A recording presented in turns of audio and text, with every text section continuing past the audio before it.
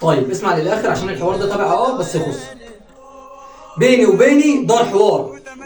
بتتوهم نفسك بلا اعذار، فوق لنفسك لازم تبدا. فين الاراده؟ فين الاصرار؟ مش عارف تسوق؟ لا لازم تفوق. من المر هتدوق ولازم تكمل. محدش ابدا غيرك هيحدد مصيرك. قوم من على سريرك، لو صعب هتتحمل.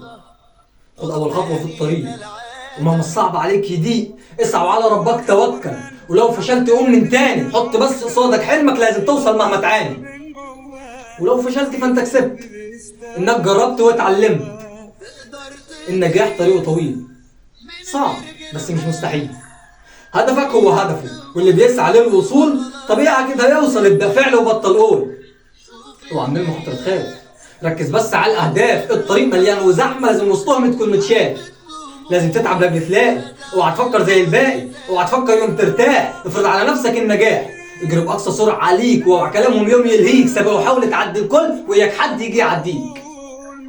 انسان زيك عنده طموح، اليأس عنده مش مسموح.